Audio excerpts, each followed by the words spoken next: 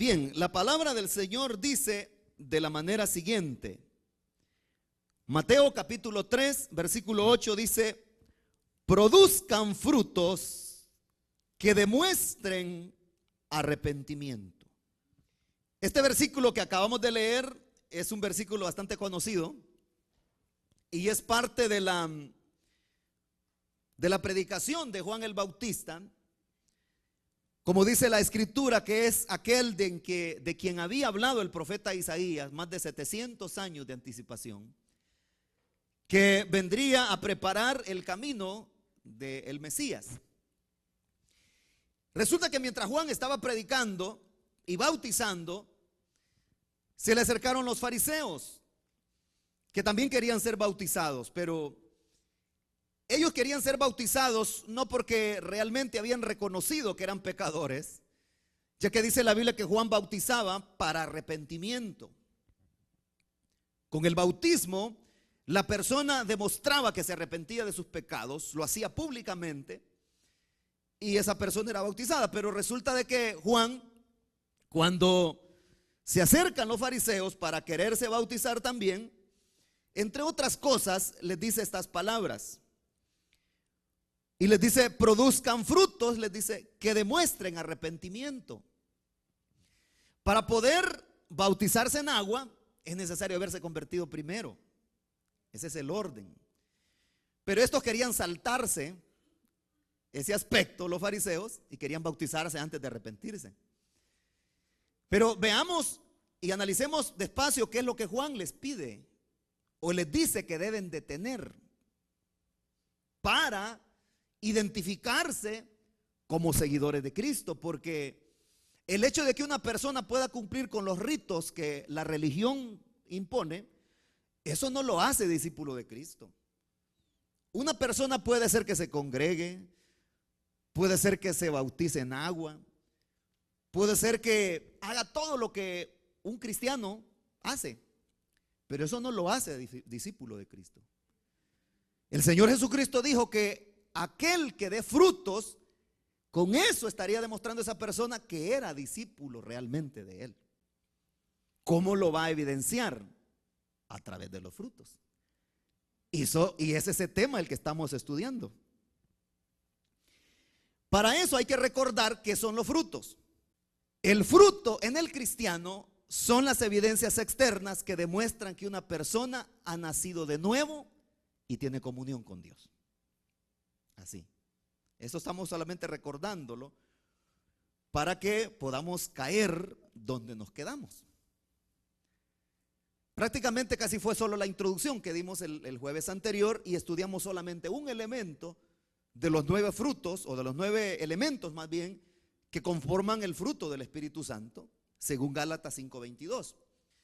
Ahora bien, vamos a continuar con el segundo elemento, si quiere ríase, y es el gozo o la alegría.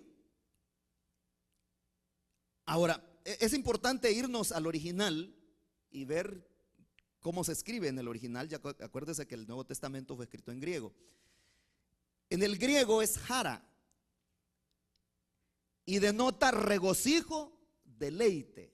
Eso vendría a significar la palabra del griego jara, regocijo, deleite. En la Biblia nosotros vamos a encontrar, hermanos, muchas referencias y muchas porciones donde se nos habla acerca del gozo y el regocijo. Ahora, esto es importante, hermanos, y es que el gozo que viene de Dios no es producto y no depende de las circunstancias externas que rodean a una persona, sino de la fe y la comunión con Dios. Porque hay personas que confunden la alegría o el gozo que viene de Dios con la alegría que sienten por cualquier situación. Hay personas que, dependiendo qué es lo que les sucedió en el día, así están. Si les fue mal en el día, dicen: no, yo no tengo gozo ni alegría ahorita. ¿Pero por qué?, le dice a alguien. Es que me fue de mal hoy el día. tuve un mal día hoy. Me levanté con el pie izquierdo, dicen algunos. Bueno, está bien que un incrédulo diga eso, pero que un cristiano diga eso y diga que porque se discutió, porque su jefe lo regañó, ya por eso perdió la alegría o el gozo, algo anda mal ahí. Porque el gozo que viene de Dios no depende de las cosas que nos rodean, de las circunstancias. El hecho de que su jefe le haya dicho algo a esa persona no quiere, esa es una circunstancia. Eso es circunstancial. O que se le arruinó el vehículo, por ejemplo. Se me arruinó el mueble, hermano, y tuve un mal día, hoy ni gozo tengo. Vamos a leer una porción que está en Primera de Tesalonicenses 1:6. Dice, ustedes, dice, se hicieron imitadores nuestros y del Señor, cuando a pesar de mucho sufrimiento, recibieron el mensaje con la alegría que infunde el Espíritu Santo, dice el apóstol Pablo. Ahora, ¿qué es lo que Pablo le está diciendo a los hermanos de Tesalónica? Les dice que ellos se hicieron imitadores nuestros, ustedes, les dice. Está hablando Pablo, cuando dice nuestro, está refiriéndose a él y al resto de los apóstoles y los que predicaban la palabra. Pero les dice que ellos se hicieron imitadores de los apóstoles y del Señor, dice, cuando a pesar, dice, de mucho sufrimiento, recibieron el mensaje con alegría que infunde el Espíritu Santo. Entonces, la alegría y el gozo que viene de Dios no depende de las circunstancias. Porque ahí dice Pablo que ellos estaban pasando un gran sufrimiento, los hermanos de Tesalónica.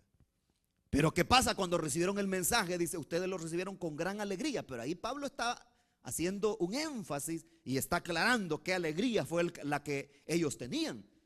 La alegría, dice, que infunde el Espíritu Santo. Porque está la alegría falaz que el mundo da.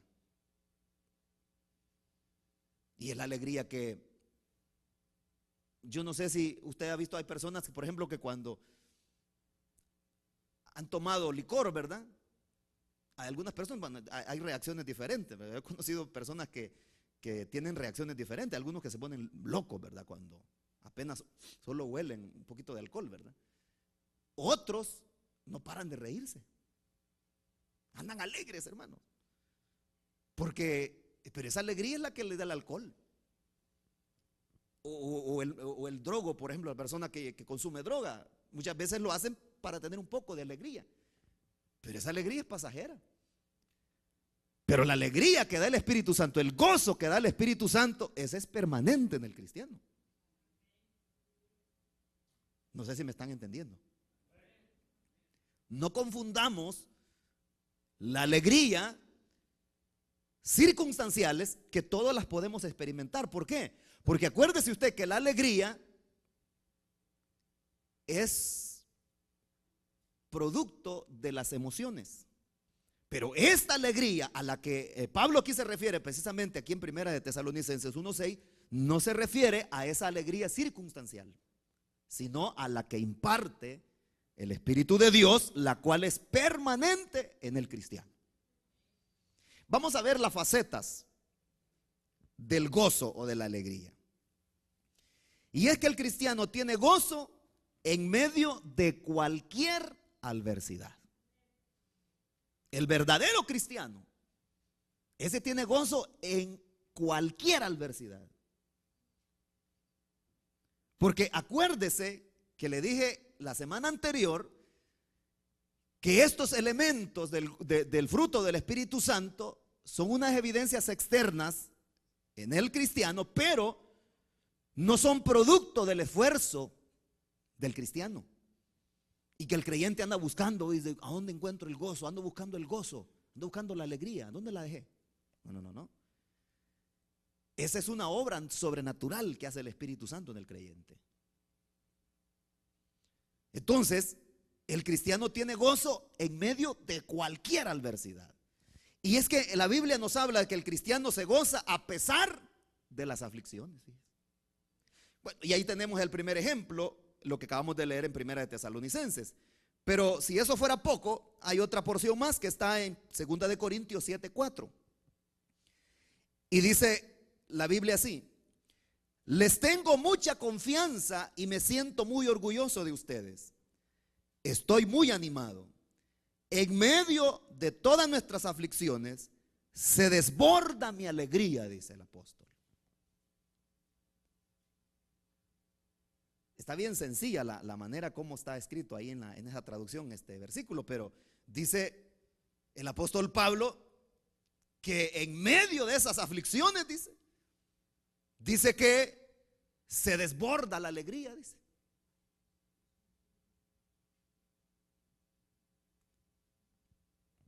Pero esa es la alegría, el gozo que da el Espíritu Santo.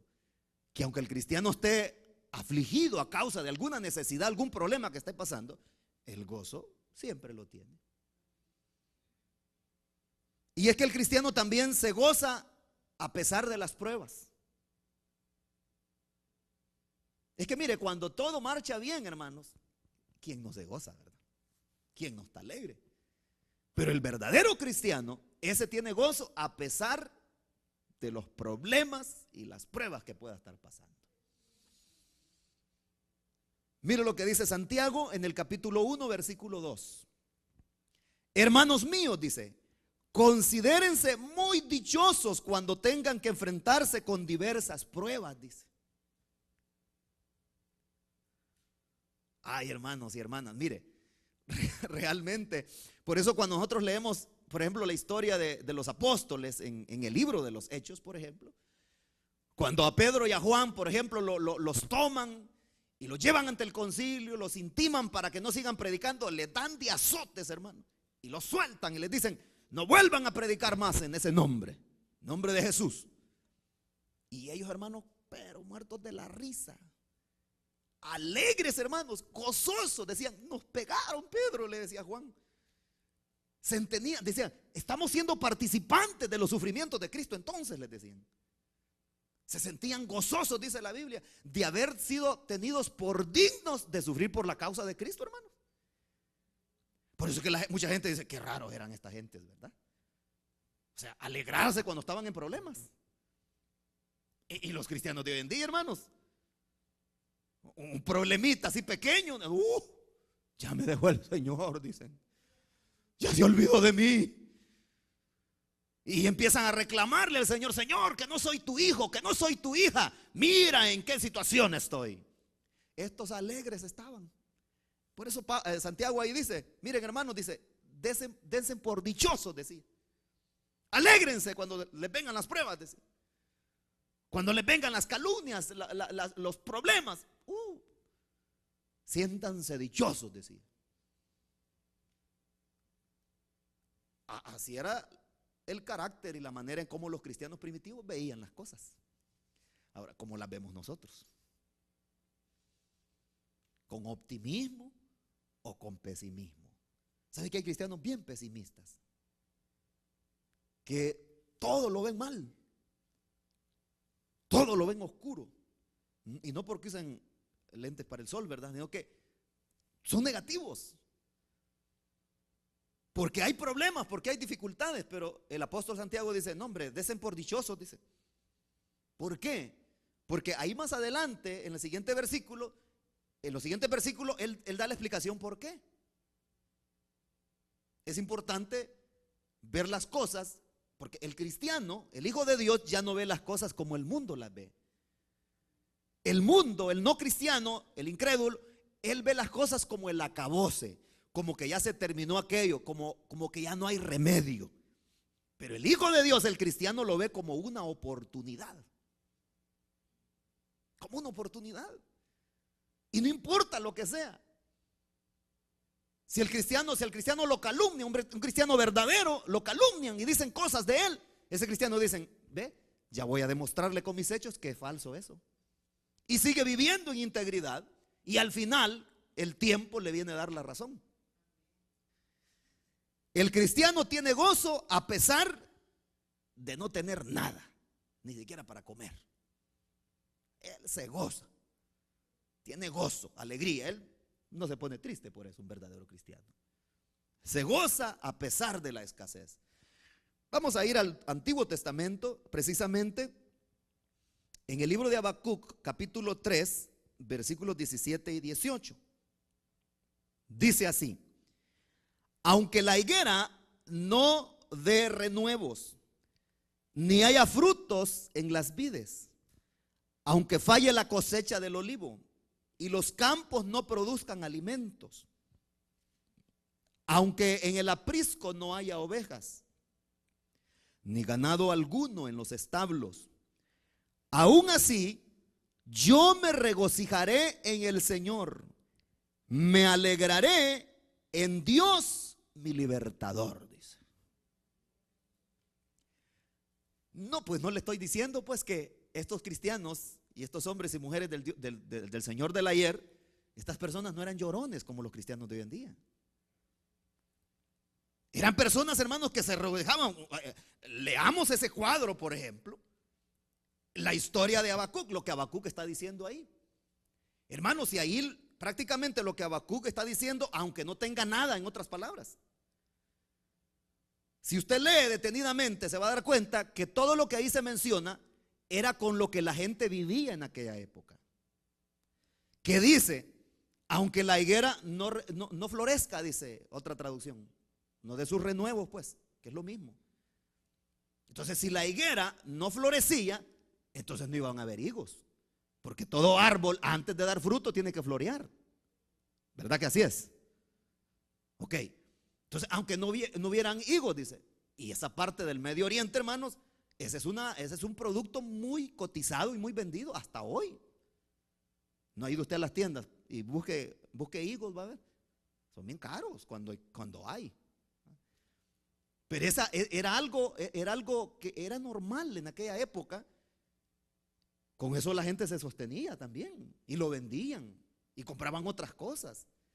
Pero además dice, aunque no haya fruto en las vides, dice, o sea, en los viñedos, aunque los viñedos no den uvas, pues, que era otro producto muy, pero muy importante para la subsistencia en aquella época. Aunque dice que el olivar no dé sus frutos, no haya cosecha, otro producto, hermanos. ¿No se ha fijado usted cuánto vale el aceite de oliva? Carísimo. Y es un producto que aún todavía, en el área del Medio Oriente, todavía es un producto, hermanos, que es parte de la vida cotidiana de esa gente. Parte del negocio. Y si los campos no producen alimentos, dice, ahí va el trigo y todos los elementos, los implementos agrícolas, más bien los productos agrícolas incluidos. Aunque en el aprisco no haya ovejas, dices. Si de eso vivía la gente en aquella época. De la carne, de la lana, de la leche de las ovejas. Y aunque no haya ganado en los establos, dice. En otras palabras, para no seguir leyendo, porque ya lo leímos, Habacuc está, aunque no tenga nada para comer, aunque no exista nada para la subsistencia diaria, él dice, yo me regocijaré en el Señor, dice, y me alegraré en Dios mi libertador, dice. Porque el que tiene al Señor, ese está completo. Se quedaron callados, ¿verdad? Porque hay personas que se alegran cuando abran la nevera del refrigerador y está lleno, hermanos. Ahí hay frutas, tortillas, carne, frijolitos, arrocitos, de todo, ya cocinadito, ¿verdad? Ya les va a dar hambre. Y resulta que dicen, dicen, ¿qué quieres? Estomaguito, dicen. Servite lo que quieras. Sírvete lo que quieras. Y como dijo alguien por allá, ¿verdad? Estómago lleno, corazón contento. Ese es el dicho del mundo. Pero el cristiano, aunque un gran concierto ande en su estómago, él anda contento siempre. El buen cristiano, el cristiano genuino, el cristiano verdadero. Porque esas son circunstancias. El que no haya comida, el que no haya trabajo, son circunstancias. Y al cristiano verdadero eso no le roba el gozo. No. Ahora, aquí viene la pregunta que muchas personas se hacen. ¿Será cierto que un cristiano puede perder el gozo? Porque hay personas que dicen, ya venía de la iglesia, le dicen al muchacho que se quedó en la casa, y cuando llega hay un gran desorden. Ya me echaste a perder el gozo, hombre. Tan contento que venía de la iglesia, tan feliz que han dado este día, con el gozo del Señor, y ya me lo robaste. ¿Será que el cristiano puede perder el gozo? ¿Usted qué dice? La única manera para que el creyente pueda perder el gozo, solamente el gozo se pierde cuando se pierde comunión con Dios. Solo así. Si el cristiano se mantiene en comunión con su Señor, el gozo no se va, hermanos. Ahí está siempre. Entonces depende, la permanencia del gozo, la alegría en el creyente, depende de su comunión con Dios. Vamos a ver lo que dice Santiago también en el capítulo 4, versículos 8 y 9. Y aquí podemos nosotros ver con claridad eso. Dice, acérquense a Dios y Él se acercará a ustedes. Pecadores, límpiense en las manos. Ustedes los inconstantes, purifiquen su corazón. Reconozcan sus miserias, lloren y lamentense. Que su risa se convierta en llanto y su alegría en tristeza, dice. Si usted nota bien lo que dice estos dos versículos, se va a dar cuenta, ahí está bien claro. ¿Cuándo es que una persona pierde el gozo? Cuando ha pecado. Lo que está diciendo ahí el apóstol, arrepiéntanse, dice a los pecadores. Porque lo que va a suceder es que si no se arrepienten, ese gozo que Dios les ha dado se va a convertir en tristeza. Hay dos tipos de tristezas. Está la tristeza que es según Dios, que dice la Biblia que es esa tristeza que produce. ¿Qué produce? Arrepentimiento. Y está la otra tristeza, que es la que es según el mundo, a causa del pecado, que dice la Biblia que lo que produce es muerte. Y eso está bien claramente, hermanos, en los dos ejemplos que están ahí en la Biblia, de dos apóstoles que anduvieron con el Señor. Uno, Pedro, se sintió tan triste y tan mal él, hermano, y lloró amargamente a raíz de haber traicionado a su maestro, que le dio una gran tristeza, hermanos. Pero esa tristeza lo que produjo en el apóstol fue arrepentimiento. Se arrepintió y el Señor lo restauró. Pero ¿qué pasó con la tristeza que le dio a Judas? Aparentemente Judas se arrepintió, fíjese. Aparentemente, si nosotros lo vemos así, fue a devolver las monedas de plata y él quería arreglar las cosas, pero resulta que esa tristeza que él recibió a causa de su pecado, lo que le produjo fue muerte. Y lo que sucedió es que se fue a colgar y se ahorcó. Tal vez usted ha visto ejemplos de muchas personas, o oído. Hay personas, hermanos, que les agarra una tristeza y una desesperación que se quitan la vida, fíjese.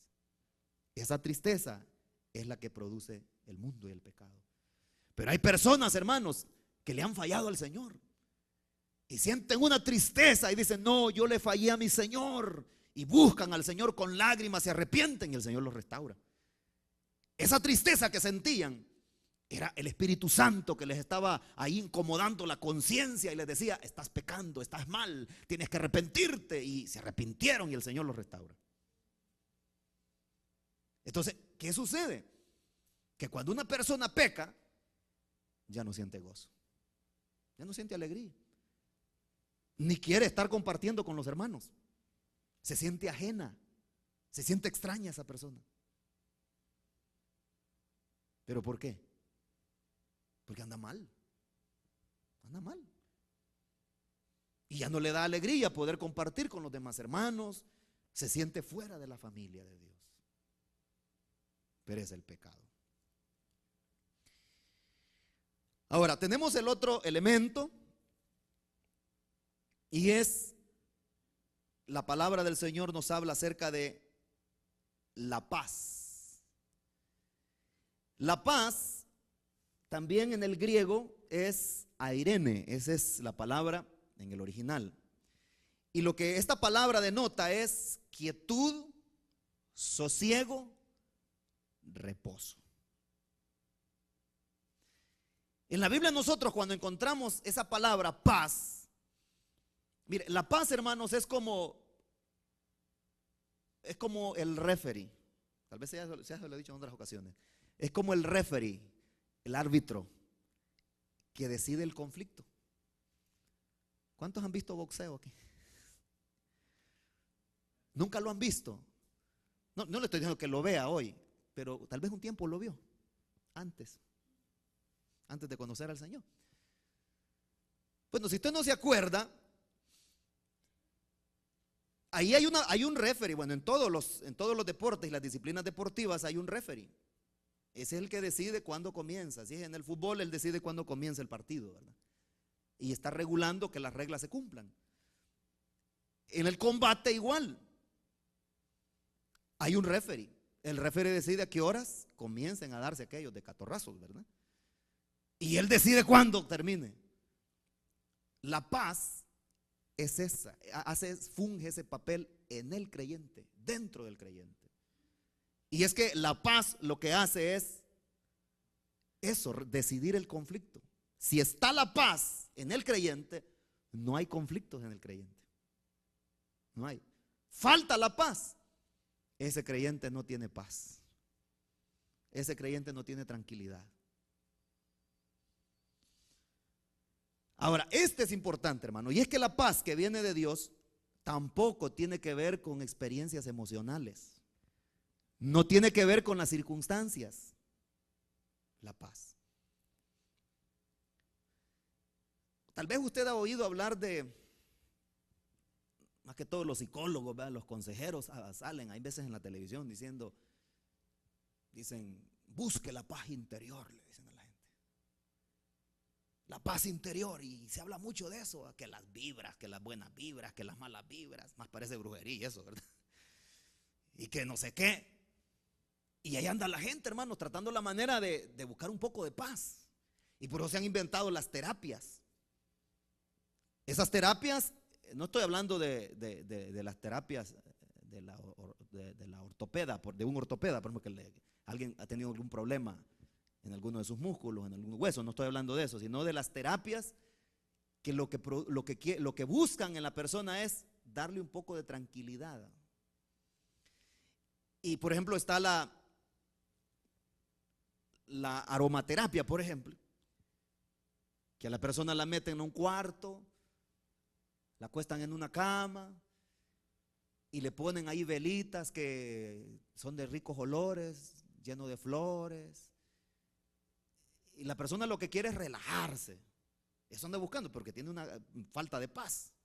Bueno, hay tantas terapias que hay, hermanos. Es un montón de que se ha inventado la gente, pero esos son atajos que el mundo se ha inventado para tratar la manera de que las personas que no tienen tranquilidad en su alma puedan tener un poco de quietud.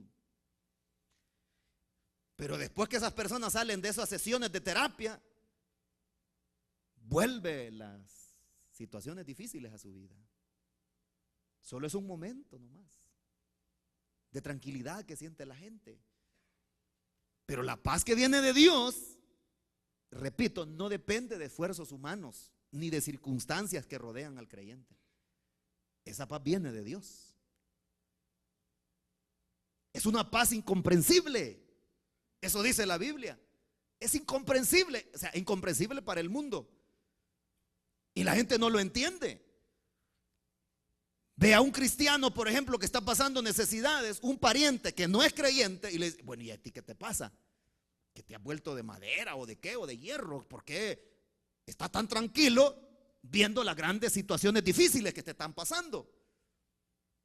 Y la gente no lo entiende. Pero es que esa paz Dios la da. Y el mundo, hermano, mire, la gente, los millonarios, los grandes millonarios, ellos dieran lo que fuera posible por tener un poco de paz. ¿Sabe por qué muchos millonarios se suicidan? Porque no tienen paz. Otros se dan sobredosis de droga, hermano, hasta quedar, ya no levantarse más. porque llegaron a sus últimos, ya no pudieron más. Y ahí van inyectándose droga. Si comenzaron con 1 milímetro, después son jeringazos que se meten a las venas para que les dure el efecto. Y no pueden. Se quitan la vida mejor, porque para ellos el mundo es invivible. Y lo fregado, hermano, que muchas de esas personas tienen cantidades de dinero. Y ahí viene la pregunta de la gente, dice, bueno, ¿y cómo este o esta persona, siendo un millonario, se quitó la vida? Y nosotros, hermanos, que no tenemos ni dónde caer muertos, tranquilos estamos, ¿verdad? Felices, contentos, cantando, soy feliz, porque Cristo me salvó. Esa es la incomprensión. La gente no lo entiende. Pero es que el Señor Jesucristo fue el que prometió esa paz. Eso dice en Juan 14:27. Dice, la paz les dejo, mi paz les doy. Yo no se las doy a ustedes como la da el mundo. No se angustien ni se acobarden, dice. Pero mire lo que el Señor Jesús dijo. Yo les dejo la paz, dijo. Pero fue bien específico y bien claro. Mi paz les doy, dijo. ¿Qué puede notar usted en esas palabras, hermano y hermana? Les dejo la paz, dijo. Pero lo que les dejo es mi paz, dijo. O sea, es la paz de Dios mismo. Se las doy a ustedes, mi paz, dice. Mire, el Señor Jesús, hermanos, nosotros leemos en su palabra, leemos en los evangelios, nos damos cuenta que el Señor nunca anduvo en apuros. Él nunca anduvo diciendo, ay, qué desesperado, tengo estrés, ando desesperado, ando este problema, qué líos que tengo, ¿no? Y no dice la Biblia. Ahí podemos ver el ejemplo cuando dice Marcos, por ejemplo, que iban en su travesía en el mar de Galilea y se levantó el viento y la tempestad. Él durmiendo iba, durmiendo. Y los discípulos angustiados, desesperados, hoy sí ya nos vamos a ahogar, decían ellos. Y le hablaron al maestro y el maestro se levanta, reprende el viento y al mar y se hace quietud, los regaña a ellos y se va a dormir. Sigue descansando. Él nunca estuvo en apuros, nunca ha estado en apuros. Nuestro Dios nunca está en apuros, hermanos. Por eso el Señor dice, es mi paz la que les voy a dejar, dice. Yo no se las doy a ustedes como la da el mundo. ¿Se acuerda que le acabo de decir? Que hay una paz aparente que el mundo vende y que anda ofreciendo tantas cosas que se han inventado, hermano, antidepresivos, antidesesperantes para la gente. Y hay personas que ya no pueden vivir sin eso, hermano. Dicen, tengo que tomarme la pastilla. Se toman como 9 pastillas de un solo en la noche para dormir. Ya tienen farmacia adentro estos. Sí, una botica ya, ambulante, para dormir, para descansar, porque no tienen paz. Pero el Señor dice, yo les doy mi paz, dice. Y yo no se las doy como la paz que da las pastillas, como la paz que da el terapeuta. No, yo les doy la paz, dice. Es mi paz la que les doy, dice. Y por eso dice, no se angustien ni se acobarden. No se turbe vuestro corazón ni tenga miedo, dice la Reina Valera. ¿Por qué? Porque el que tiene la paz de Dios, ese no anda asustado. Esa persona no anda desesperada. Esa persona no pierde los estribos, como decimos comúnmente. Esa persona no tiene cobardía. Esa persona está confiada de que Dios tiene todo bajo control. Entonces ahí vemos otra evidencia del que ha nacido de nuevo y tiene comunión con Dios. Ahora, yo le voy a decir esto. No quiere decir por eso que Satanás no va a tratar la manera de querer poner duda en el creyente, para que el creyente comience a hacer locuras. Satanás trata de aprovecharse, hermano, de cualquier situación que pueda estar sucediendo en nuestra vida. De cualquier situación. Y trata la manera de poner esa duda. Pero es ahí donde el cristiano debe mantener su comunión con el Señor. Amén. Vamos a ver las facetas de la paz. Y en primer lugar, el cristiano tiene paz para con Dios. La Biblia dice que antes nosotros éramos hijos de ira, dice. Antes de conocer al Señor. ¿Y qué es ira? Enojo, contienda, pleito, guerra. Pero viene el Señor y por medio del sacrificio de su Hijo Jesucristo en la cruz del Calvario, lo que hizo es de que como nosotros estábamos enojados con Dios, y lo que Él hace es hacer a que nosotros hiciéramos las paces con Dios, y el mediador es el Señor Jesucristo. Romanos 5:1. En consecuencia, dice, ya que hemos sido justificados mediante la fe, tenemos paz con Dios por medio de nuestro Señor Jesucristo, dice. Ahí está bien claro, dice el apóstol escribiendo a los romanos, que es mediante el Señor Jesucristo que tenemos paz para con Dios. Aquí está el punto, que una persona también rompe la comunión con el Señor Jesucristo, ya no tiene paz. Ya no tiene paz. Miren, una persona, hermanos, que le ha fallado al Señor y que anda en pecado, por mucho que diga que está tranquila, es mentira. Es mentira. Dicen, no, dicen, yo estoy tranquilo. Y se siente bien así como anda en pecado. Mejor me va, dicen. Mejor me va hoy, dicen. Es falso eso, es mentira. Es un falso, es una falsa paz esa. Gálatas 1:3. Y es que también el cristiano tiene paz consigo mismo. Dice Gálatas 1:3. Que Dios nuestro Padre y el Señor Jesucristo les concedan gracia y paz, dice. Fíjese que hay personas, por ejemplo, las personas que tienen problemas de carácter, tienen problemas para dormir, tienen problemas, una serie de cosas. Yo sé que existen los cuadros clínicos, que es muy diferente. Hay personas que tal vez no pueden dormir un día porque está enfermo, ¿verdad? Pero si esa persona no tiene nada y está a raíz de problemas y dificultades y no tienen tranquilidad, hermanos, hay personas que ni se sientan, hermano. Ahí andan así, todos desesperados. No tienen paz. Pero el creyente, ese tiene paz.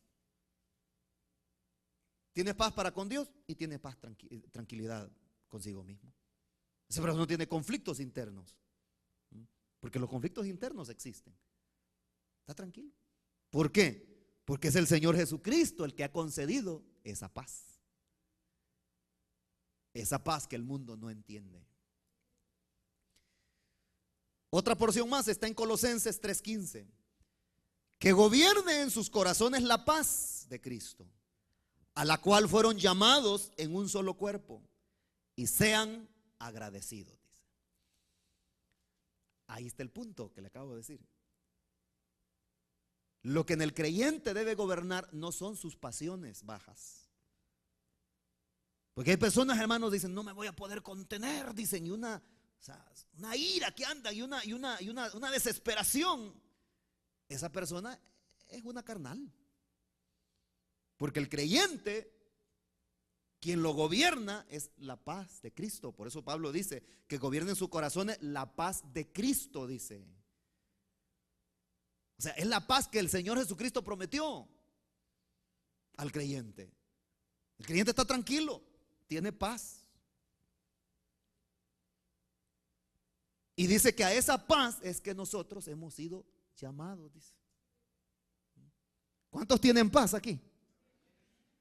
Nosotros estamos tranquilos, hermano. Asosiéguese, tranquilícese más bien. Pero esto va más allá, hermanos. Y es que esa paz que el Señor da, también el creyente puede tenerla para con el prójimo, para con su semejante.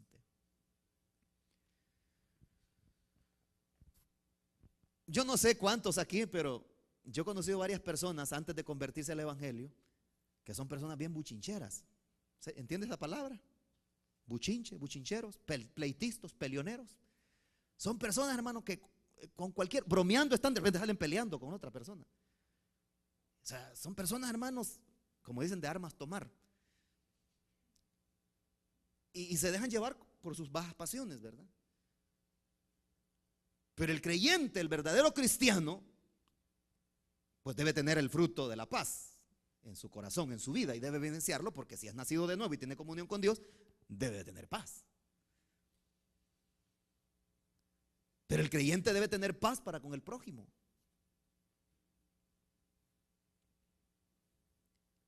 Dice la Biblia que los hijos de Dios, los siervos de Dios, no deben ser pendencieros, dice la Biblia. Está hablando de eso, del pleito, ¿verdad? De las personas que muchas veces son, como le digo, buchincheras, esa es la palabra que comúnmente uso. Vamos a ver lo que dice Efesios 4:3. Dice: esfuércense por mantener la unidad del Espíritu mediante el vínculo de la paz, dice el apóstol. El apóstol lo que dice es que el cristiano debe esforzarse por mantener, dice, la unidad del Espíritu. Satanás siempre, hermanos, siempre trata la manera y tratará la manera de dividir. Él no suma, él divide. Bueno, también resta Satanás dentro de la iglesia, dentro de las congregaciones. Además de dividir, además de restar, también divide, trata la manera de dividir. Y cuando el creyente no conoce esas artimañas de Satanás, fácilmente cae redondito y hasta pareciera que está colaborando con Satanás muchas veces. Porque se le olvida que Satanás, esos son sus esfuerzos: restar y dividir. Dividir la iglesia. Pero dice Pablo, esfuércense, dice.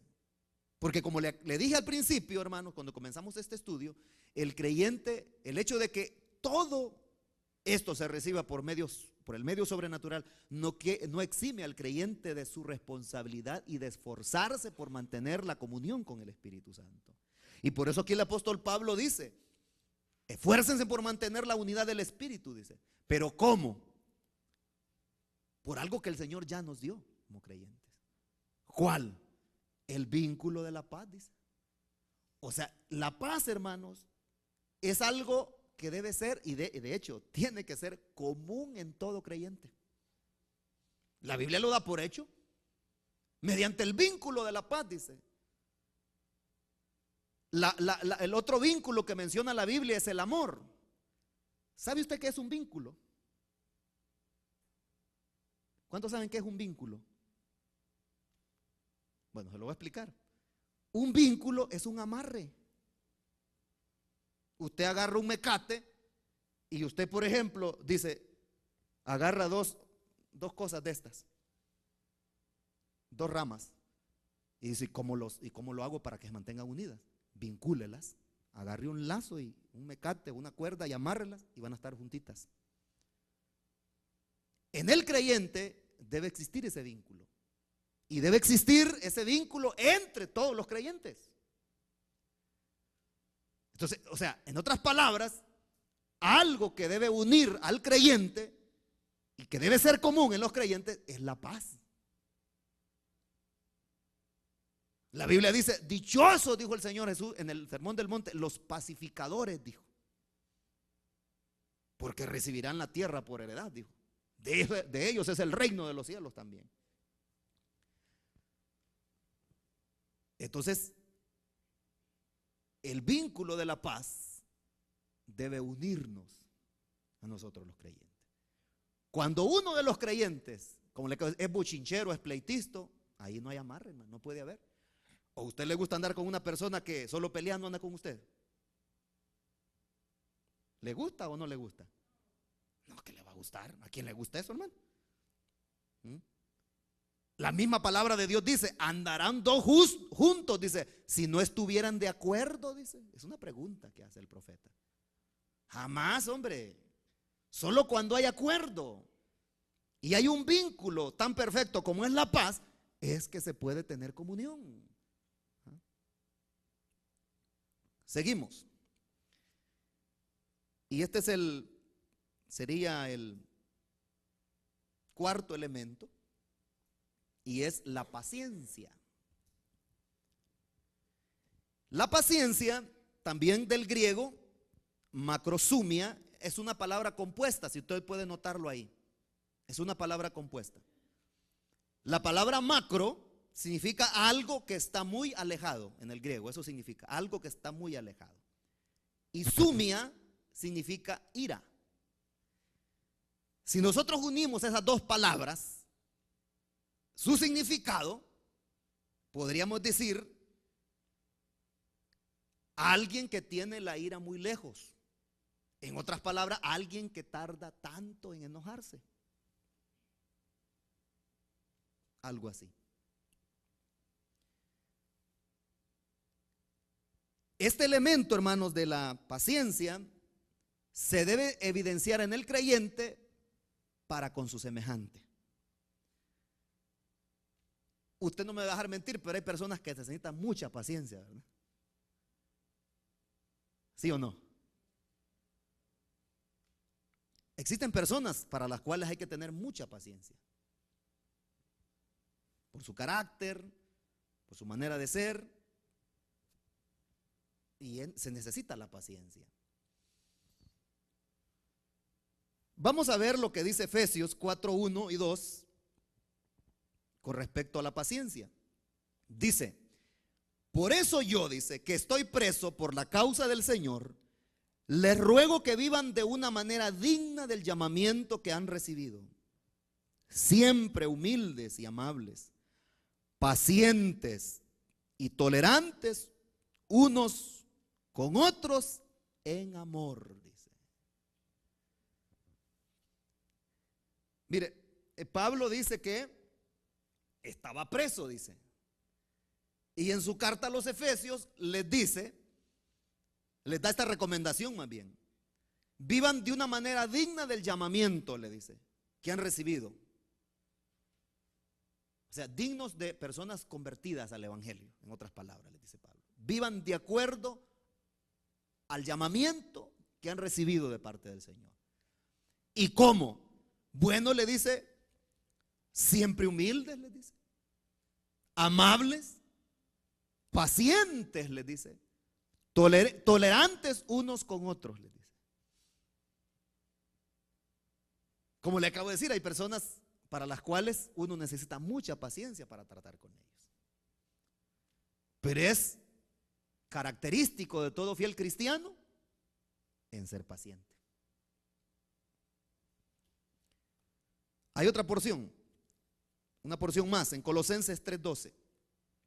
Por lo tanto, dice, como escogidos de Dios, santos y amados, revístanse de afecto entrañable y de bondad, humildad, amabilidad y paciencia, de modo que se toleren unos a otros y se perdonen si alguno tiene queja contra otro.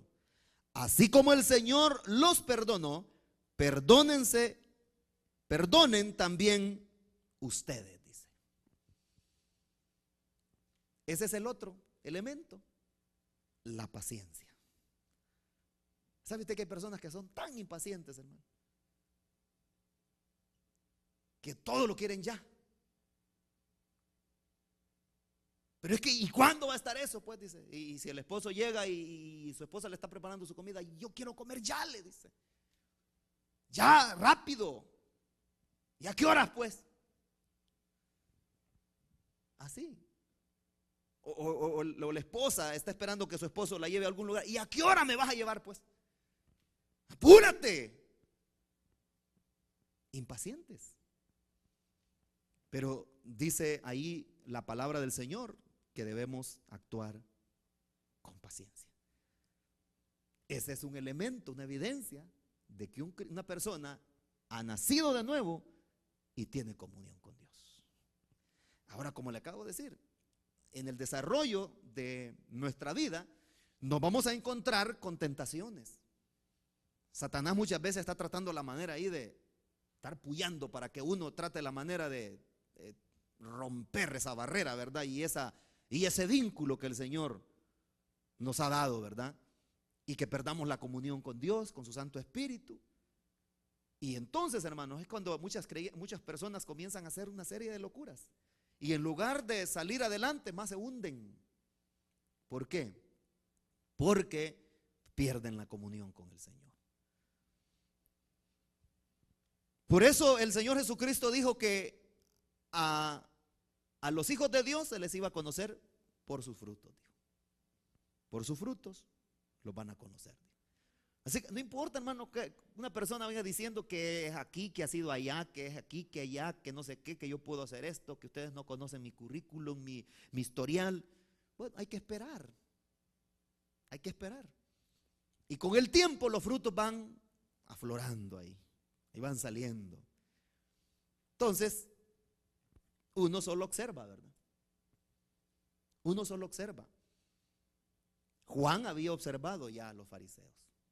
Y Juan sabía que lo que los fariseos eran unos hipócritas, que los fariseos eran unas personas que les gustaba dar en público para que la gente los alabara, ayunaban y no se bañaban ese día para que la gente dijera que ellos eran grandes espirituales, eran unos fanfarrones, eran unos lujuriosos, eran personas que ambicionaban lo de las demás personas, hermanos. Dice la Biblia que saqueaban las casas de las viudas, no amparaban a los huérfanos. Juan ya los conocía. Se había criado ahí Juan y viéndolos cómo trabajaban ellos, cómo actuaban. Juan de una sola vez, si usted lee los versículos anteriores, ahí Juan lo que les dice, camada de víboras les dice. Así de un solo, sin anestesia. Ustedes son una camada de víboras, les dice Juan. ¿Quién les enseñó a ustedes que la salvación se obtiene solamente cubriendo con un rito religioso y ya estuvo, ya estoy listo para irme para el cielo? No, les dijo Juan. Demuéstrenlo con sus frutos, les dice. Que han nacido de nuevo y que tienen comunión con Dios, les dice. Entonces, el creyente, de igual manera, independiente de lo que pueda decir, lo importante es ver sus frutos. Ver sus frutos. Sí, aquí aparecen personas, usted sabe, muchas veces, que vienen de repente a la iglesia, dicen, me voy a congregar aquí, me voy a quedar aquí. Y comienzan a decir, no, yo soy aquí, yo soy allá, yo hice aquí, yo hice allá, ustedes no me conocen, pero yo soy una gran persona. Bueno, dicen, ¿y cuándo me va a prestar el púlpito? Espérese, vamos a ver si es naranja dulce o naranja agria, ¿verdad? Vamos a ver qué es. Hay que esperarse y no dejarnos llevar por las apariencias o por los que se dicen. Veamos los frutos. Amén. Vamos a continuar la próxima semana con los restantes elementos del fruto del Espíritu Santo. Démosle gracias al Señor. Padre amado que estás en los cielos, te damos infinitas gracias porque nos has concedido la bendición maravillosa de, Señor bendito, haber compartido tu palabra.